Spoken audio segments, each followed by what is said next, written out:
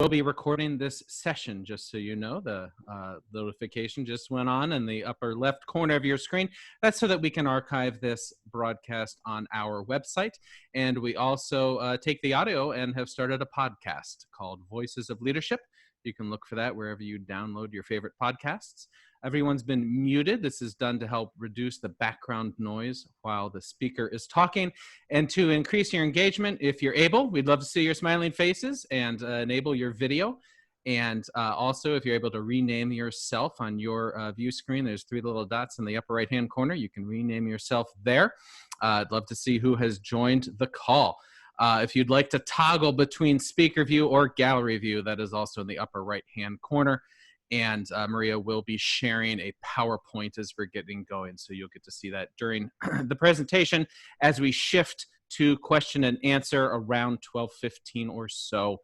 We'll open it back up so we can see everyone's face again.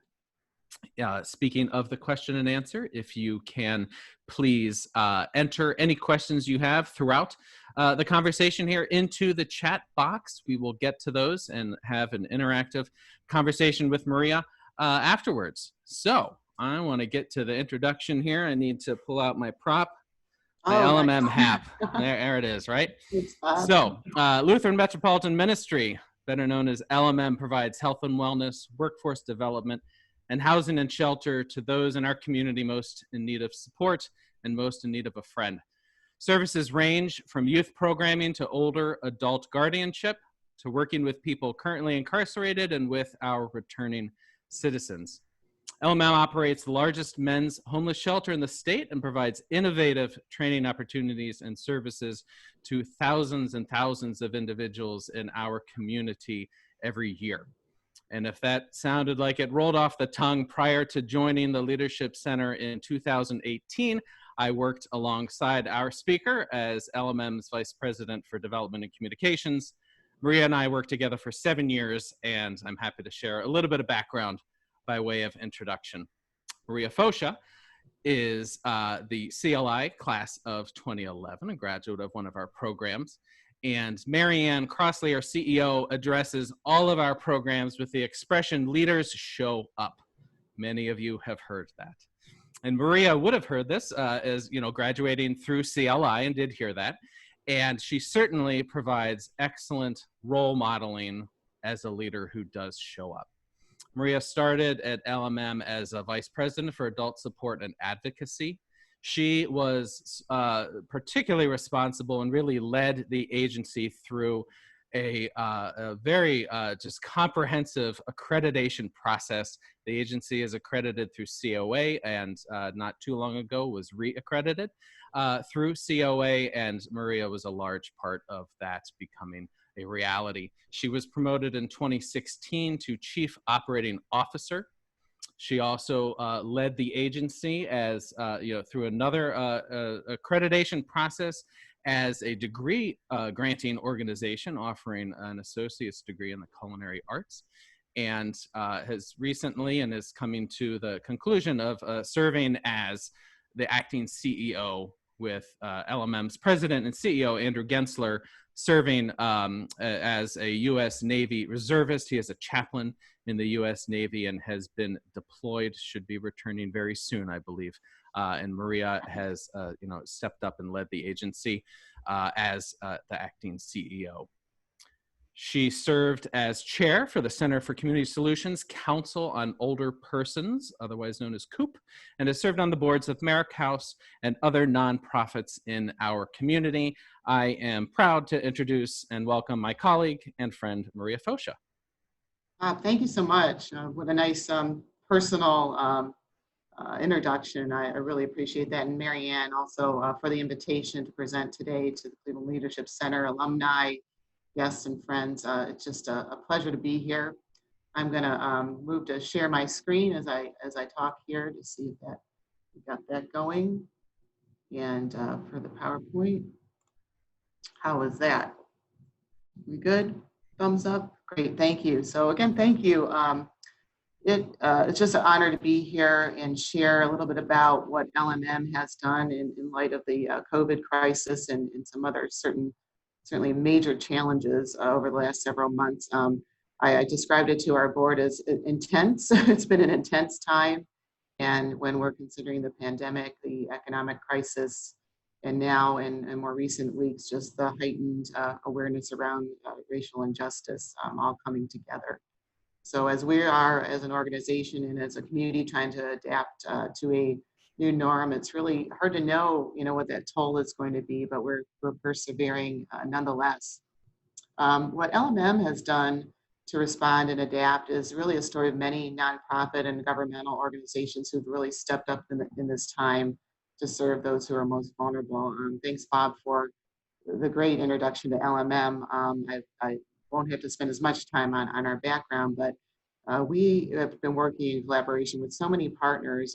Just wanted to highlight, in particular, the county Human Services, Health and Human Services Department, Office of Homeless Services, Metro Health, the YWCA, the Greater Cleveland Food Bank. These are our partners who, in coordination, we've really been able to step up together. And I don't think we would be able to see the success without that type of collaborative effort.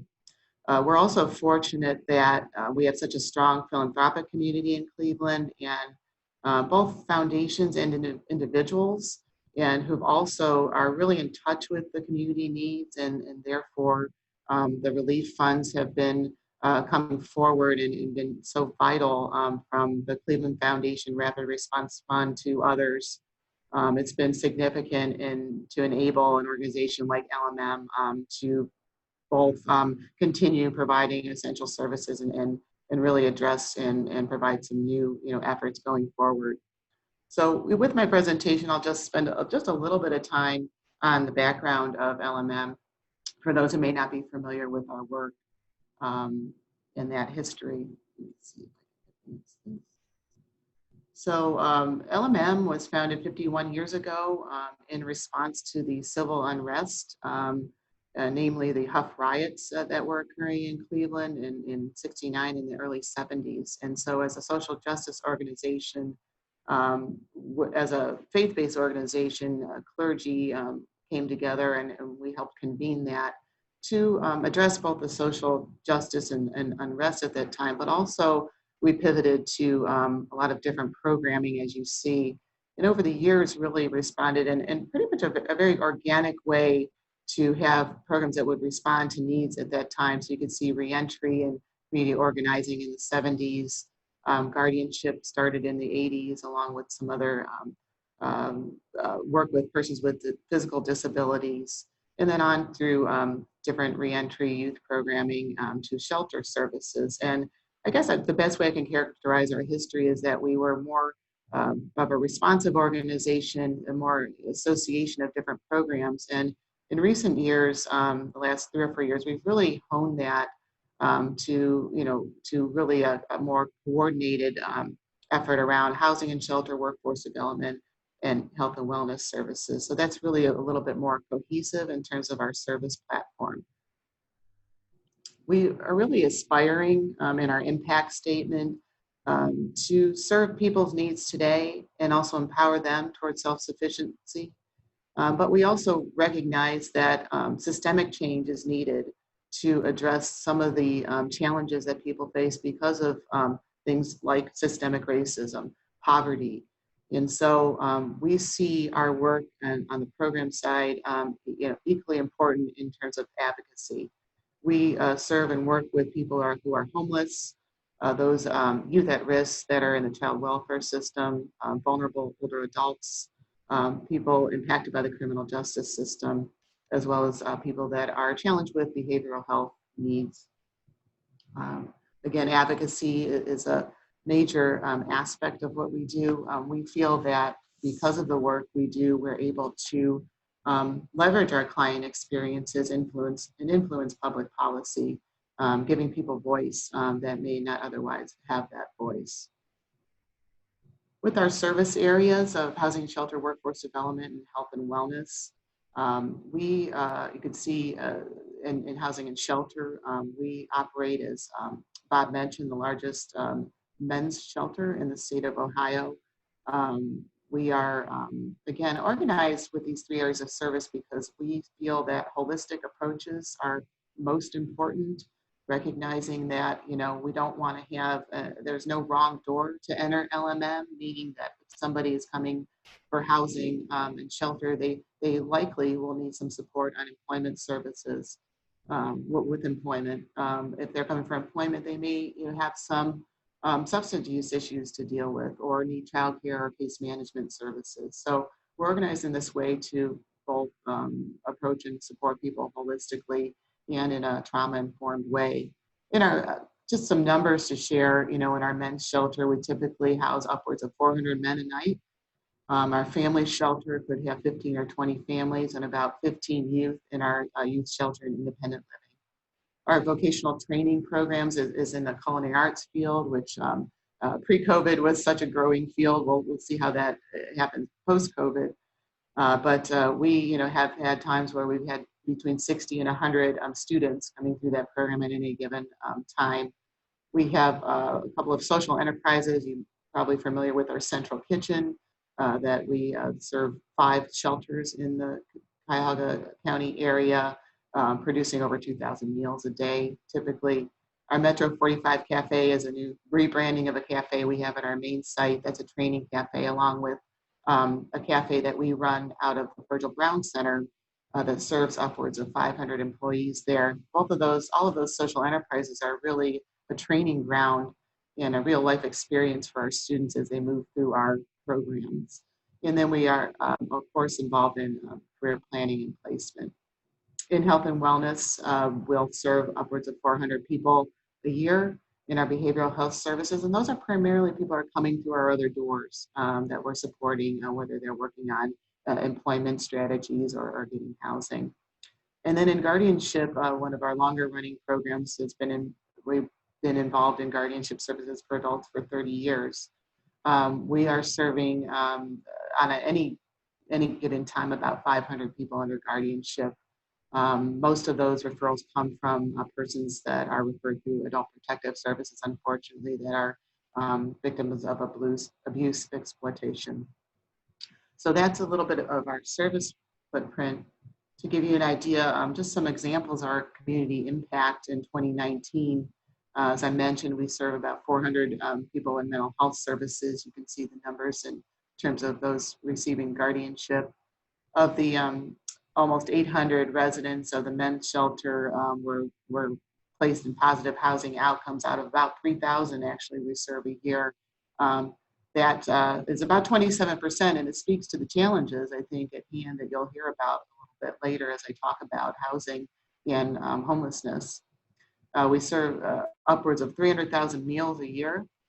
And if you add up all the shelter nights, it's about 165,000 shelter nights between our adult and youth family shelters. To get into a little bit more about the COVID impact and really the topic of today about adapting in times of crisis, took a perspective from an organizational perspective and a community perspective as I thought through some of the challenges that we faced early on. One thing to just, to be forthright about is that, we certainly didn't have in our business continuity plan a heightened awareness of the pandemic and what that would mean. We never tested that. And I think that's probably true for a lot of organizations. It was kind of on the lower end of that scenario. We thought, maybe an act of terrorism or disaster or something would, maybe come before that. So I think that's just a, reality that many of us weren't, testing pandemics, nor did we know what that meant, with a pandemic would hit. We provide, as our program footprint suggests, essential services, throughout our program footprint, and we're serving vulnerable populations. So if you consider the people who are homeless, those are older adults under guardianship, persons that are currently incarcerated or reentry, and really the poverty populations that we serve. Our work is essential. We internally established a task force the second week of March, as soon as things really started to hit, with our program leadership and some management, along with our core support staff, to really help guide our decision making going forward. We note that infrastructure was really important, and just as much as our frontline work was critical as an essential sector, that in order to be able to pivot quickly, we needed technology, which we did have in place. Thankfully, we had a good technology resource in our IT team, but also that, development, communications, all of those different functions are just vital and help support and uplift the work on the front lines.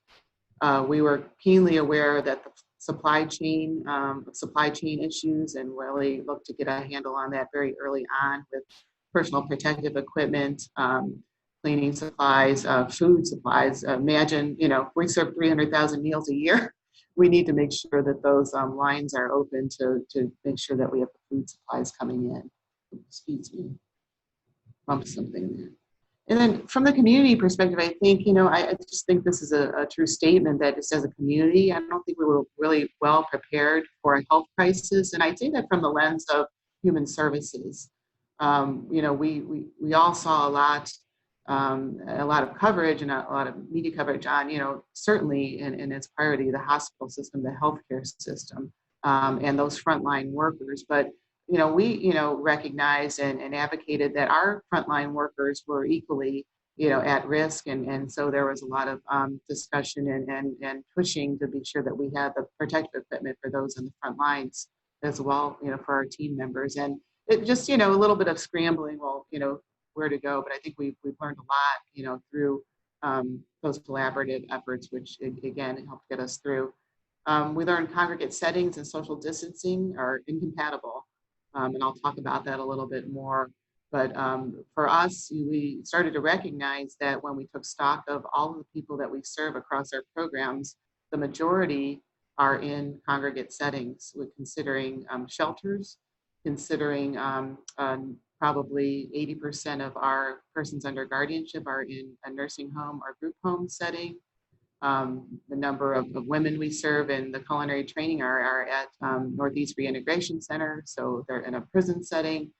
So that was really heightened for us, that, wow, we're providing essential services to a population that's in a very difficult setting to manage when it comes to infectious disease. And on top of that, knowing that those same individuals suffered from health disparities because of a lifelong challenge of accessing good medical care. And particularly as we learned along the way, the particular impact that COVID has had on the Black community. I think we're very helped by the governor and the public health guidance that was coming along regularly, and we really followed that very astutely, and that really guided a lot of our decision making as we started to address the issues. So for us, it really was about thinking about how do we keep all these gears running, our service continuity while preserving staff and keeping everybody safe and healthy. So one of the things that I think we started to realize that was guiding our decision making is that, number one, we just without a hesitation reaffirmed our commitment to serving those most vulnerable. That's why we exist as an organization. So we knew that we had to really step up and answer the call. That health, safety, and well-being of everybody involved. We engage over 2,000 volunteers a year in our program, so we wanted to make sure those folks were safe as well as our clients and our staff. We decided we were going to follow the science, and that wasn't easy, right? The science, had changed a bit, and so we were really mindful of keeping up with that, and making some other adaptations of personnel policies. Securing funding obviously was critical for us to be able to pivot and to remain agile. And then the internal and external communications were really important, keeping staff informed, keeping the community informed about how we were going about our response. So what we did is really elevated our resources toward our essential services to preserve those and increase those. Our adult shelters, LMM, and really working with the Office of Homeless Services and our partner, the YWCA, started to explore a hotel hub strategy to decrease census at the two largest shelters in the county. I'll get into that detail a little bit more, but that was, again, a joint effort. Our youth residential area, we started looking at social distancing and spacing in those areas and prioritizing intake. our central kitchen, of course, expanded services as we expanded where we were housing people.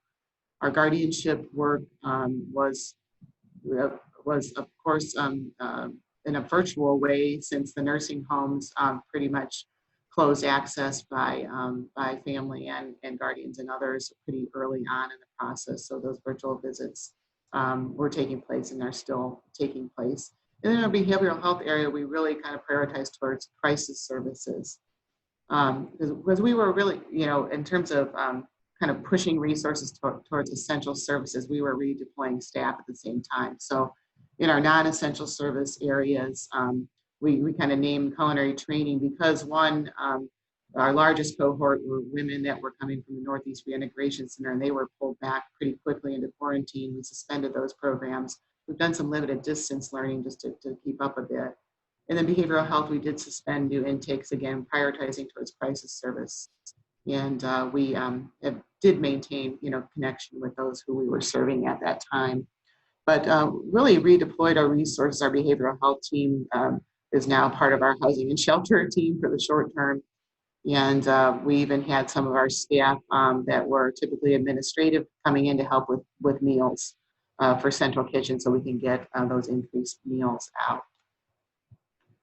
In terms of safety and staffing, again, just at the forefront for us, early and ongoing procurement of PPE and other supplies. We initiated hazard pay and incentives for our staff on the essential staff on the front lines, and non-essential staff were able to work from home and are still doing so today. Again, we had the infrastructure to do that and pivot to it pretty quickly. The technology was there. It was just a little bit of a learning curve from our staff who had not used Microsoft Teams and not Zoom and all these other applications very much. So probably similar to a lot of you in terms of your organizations adapting pretty readily. We suspended volunteer activities and groups for the safety of all, and we closed two of our non-residential sites, one of which is our main office at 45th and Superior. Delving into a little bit more about our response to persons who are homeless. Early on in March, and I really credit Mike Searing, our VP of Housing and Shelter, and the intense amount of time and energy and effort he had worked with continuing partners, including the Office of Homeless Services, to develop a plan to really deconcentrate first as a priority the largest shelters in our community, LMM's 2100, located at 2100 Lakeside, and then the Norma Her Women's Center that's run by the YWCA. So that was initiated in March. That was the first day we started moving people to hotels. At that time, I think 4 hotels were secured in the community for this purpose. We've since condensed, but we were able to do that. We had some really great partnerships with some hotel managers that were very open, to accepting our residents. So we began transitioning at that time. And at the same time, we had to kind of switch up our meal service and expand that as well. And so we pivoted and put in some new things in place, box lunches. It just was quite an endeavor to move hundreds of people out of shelters. So I really, it just doesn't do this justice, but just an enormous, a great response that was, a number of partners coming together to make it happen, logistically, and everything else. We prioritized those who were highly vulnerable. So we did some screenings. Our staff initially, based on CDC guidelines of people exhibiting symptoms, high-risk categories, chronic illness, age, and the like. And then we were just so fortunate to have Metro Health start engaging with us and other shelters to do screenings in early April, and they've been involved since. And later on in May, did also some testing. So that has been just a wonderful partnership. Again, these are the partners that were really critical in that hotel, we call the Hotel Hub strategy, the Y and the Metro Cuyahoga County Board of Health. I mentioned those folks. These are the results. So you can see at the beginning of this in March, we were upwards of 350. Wasn't unusual where we had prior to that 400 people at our shelter. And through this effort, pretty quickly, by early April, we were down to about 50% census, and that's continued on at that rate. What's unfortunate is the front door doesn't close, so you're always chasing it, and that's where long-term solutions have to be thought of, to addressing the persons who are homeless, and providing some other options for folks. But that trend line has continued for both our men's shelter and the women's shelter. So they're each about 50% census, which has really helped to just physically social distance. We've been able to redeploy staff so the staff have that distance as well. So that's really helped greatly. Just kind of the summary of results from March 20th through June 5th. We have moved over 460 people over that time to hotels during this hotel hub project. We've got still today about 250 guests per night now we're down to 2 hotels. So we did some consolidation for efficiency. Food, we added another almost 60,000 meals to what we had already been putting out. That's on top of our normal shelter food distribution. And again, that engaging Metro Health with screenings and then subsequently testing has been just a wonderful response. So shelter, food, and health were really key for that response going forward. What's next in terms of our response? So this shelter deconcentration is continuing likely next 3 to 5 months, perhaps through the end of the year. But that's not sustainable. And so we are meeting with all the continuum partners to talk about, what might be next. I mean, this is millions of dollars. It's quite a lot to house 200 people in hotels and provide food and security and staffing all around that. So it's just not a sustainable model, but I think it's the right model for this time. It's shown to be, we've flattened the curve. In fact, through the testing to date, I think there's probably been at least 400 or maybe more persons tested. I think we're in the teens in terms of the people that actually were COVID positive of our residents. So it's working. I think that's maybe anecdotal, but I think that's good evidence that it's working. So alternatives really would be looking at shelters in a different way.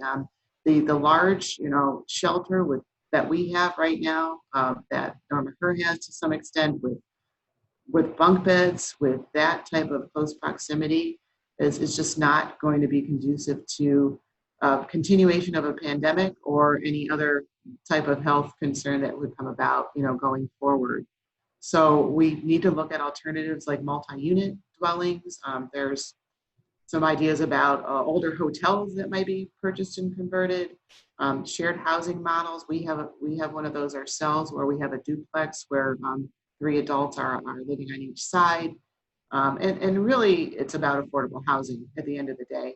It's really about the front door. How do we close the front door? How do we remove barriers so people can actually access affordable housing, both in terms of affordable housing stock, landlords renting at affordable levels and accepting some of the great vouchers that are available.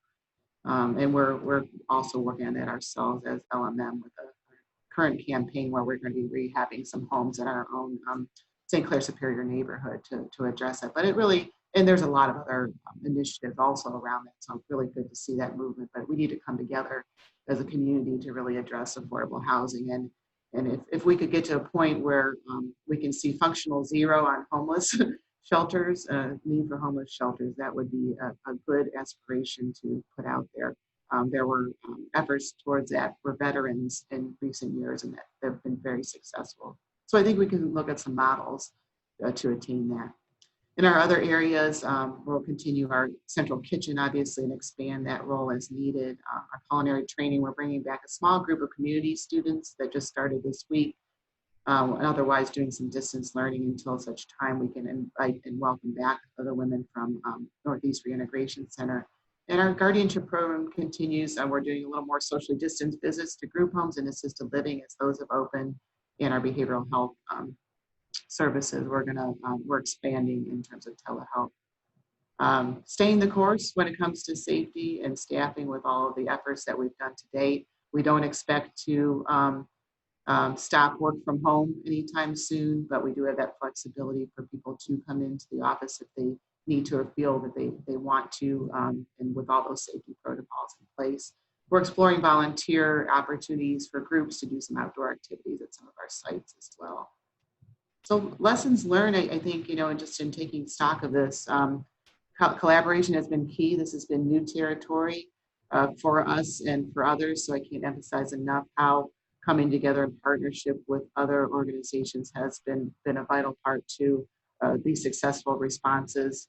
Adaptability and anticipation, just calling information. I know you all probably experienced the same thing I did. Every other email was COVID. And how do you know what to look through? And so having a strong, communications team, advocacy team behind us, calling that information, seeing what's important, helping guide decisions. Infrastructure is vital. Just to pause on this comment, not-for-profits often have been faced with decreasing funding for what's considered overhead, whether it's been public or private funds. And I think that's been at the expense of the ability to respond to something like this crisis that we've responded to. We're fortunate that we've had, I have seen, firsthand how our infrastructure has made the difference. Having technology to be able to pivot quickly to move the workforce. We moved our workforce work from home before the end of March.